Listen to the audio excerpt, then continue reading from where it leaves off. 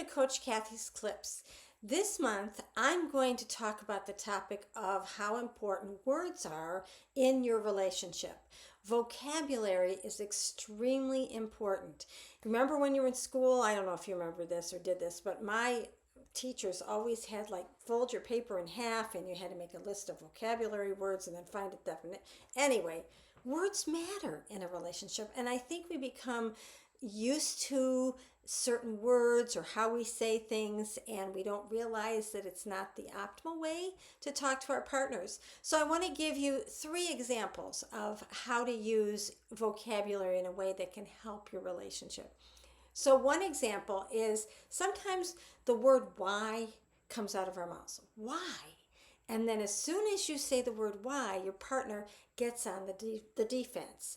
So instead of saying why, get rid of that word in your relationship. Say something like, I need some clarification on something.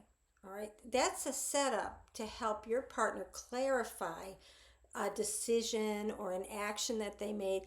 And there's no offense on your part. You're not blaming him or her. You're just saying, I need some clarification on something. All right, that's one of them. Another one is the word should. Sometimes we become parental with our partners and we'll say, you should do this or you should do that.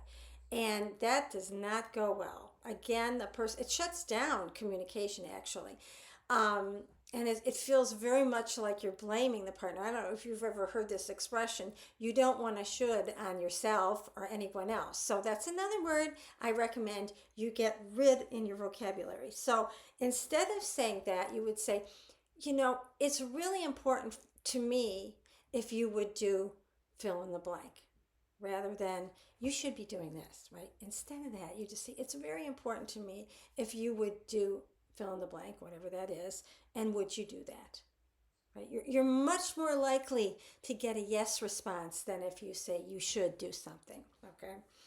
The other one that is very common is that sometimes we'll say, you always fill in the blank, you never fill in the blank, and that also falls in the blaming category. Instead of the words always and never, those are 2 vocabulary words I recommend you get rid of, because life isn't always or never. There's a big gray area in there, and that's usually where reality lives.